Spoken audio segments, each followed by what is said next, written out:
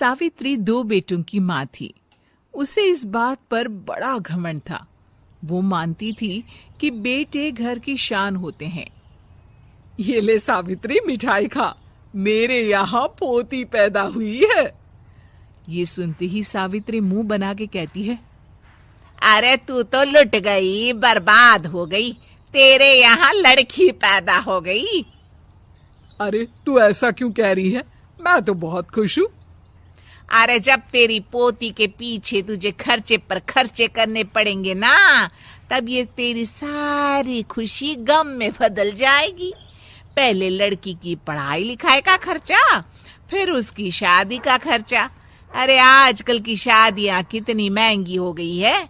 गहने बनाओ, लाखों रुपए पानी की तरह बह जाते हैं।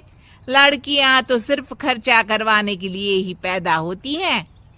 इस तरह लड़कियों के प्रति अपने विचार व्यक्त करते हुए सावित्री ममता को लंबा चौड़ा भाषण देके चली जाती है। अब तो आप लोग इस कहानी में सावित्री देवी का पात्र अच्छी तरह समझ ही गए होंगे। कुछ समय बाद सावित्री की बड़ी बहू भी एक लड़की को जन्म देती है। फिर क्या था, सावित्री पूरा आसमान सर पर उठा लेती है। हे भगवान, ये तू मुझसे किस जन्म का बदला ले रहा है? अरे मैं तो मंदिर में रोज आकर तुझसे कहती तो थी कि मुझे एक पोता चाहिए, और तूने मुझे पोती दे दी। इतनी मिठाइयाँ और प्रसाद चढ़ाने का क्या फायदा हुआ? तभी सावित्री की बहू निशा कहती है, क्या माँ जी, आप भी इतनी सी बात पर नाराज हो गई हैं? देखिए तो आपकी पोती कितनी सुंदर है, बिल्कुल आप पर गई है। अरे चुप कर, तुझे 9 महीने इतने महंगे महंगे काजू बादाम फल फ्रूट खिलाने का फायदा क्या हुआ? मेरे तो सारे पैसे बर्बाद हो गए।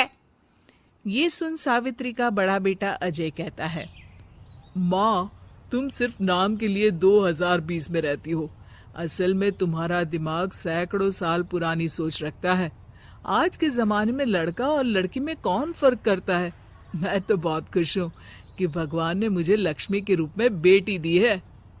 लेकिन सावित्री पर अजय की बातों का कोई असर नहीं होता। नालायक, अपनी पत्नी की जबान बोल रहा है। मेरा बड़ा बेटा तो हाथ से गया। लेकिन सावित्री देवी हार मानने वाली नहीं थी। वो पोते की चाह में अपने छोटे बेटे विजय की शादी करवा देती है। कुछ समय बाद आखिरकार वो दिन आ ही जाता है जब सावित्री की छोटी बहू गर्भवती हो जाती है। सावित्री इतनी खुश हो जाती है कि वो बच्चे के जन्म से पहले ही सारे मोहल्ले में ढिंढोरा पीटने लगती है। ये क्या सावित्री, तू तो पोते के जन्म से पहले ही मिठाई बांट रही है। पहले पोता पैदा तो होने दे, और फिर क्या पता अगर पोते की जगह पोती पैदा हो गई तो। ये सुन सावित्री चिढ़ जाती है। अरे अपनी काली जबान मत चला, मेरी मिठाई खा के मेरा ही बुरा सोच रही है। बड़ी आई, ला मेरी मिठाई वापस कर।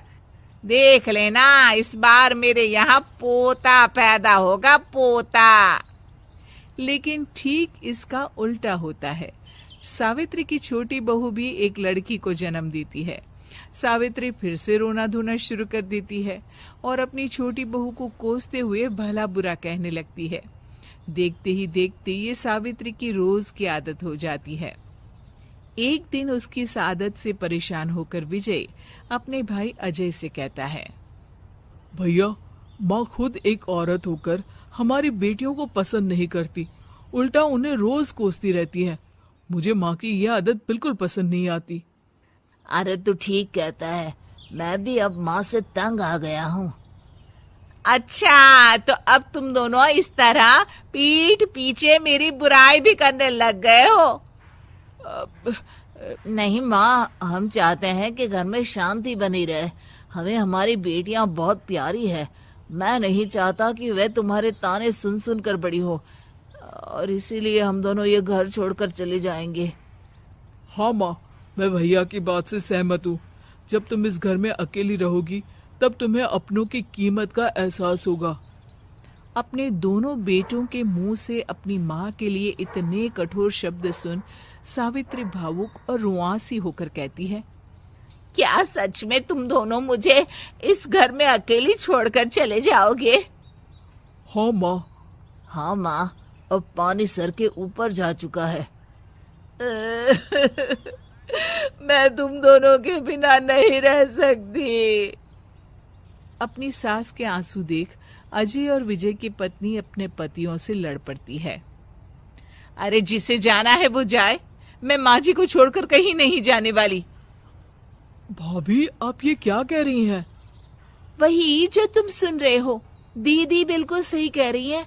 हम बेटियों के संस्कार हमें सिखाते हैं कि सास माँ समान नहीं बल्कि माँ ही होती है और उस माँ की जिंदगी भर सेवा की जाती है। बेटे अपना फर्ज भूल सकते हैं लेकिन बेटियां नहीं। आप दोनों शौक से जा सकते हैं। माँ जी, हम दोनों के रहते आपको किसी बात की फिक्र करने की जरूरत नहीं। फिर क्या था, सावित्री के ऊपर छाए बेटों के घमंड के बादल उसकी बेटी स्वरूप बहुओं के तेज के आगे आंसू के रूप में परिवर्तित होकर सावित्री की आंखों से बहने लगते हैं और वो उन दोनों को गले लगा लेती है। मैं जिंदगी भर बेटियों को कोसती रही, लेकिन आज तुम दोनों को देख मुझे समझ आ गया कि बड़े अभागे होते हैं वो लोग जिनके घर बेटियां नहीं होती।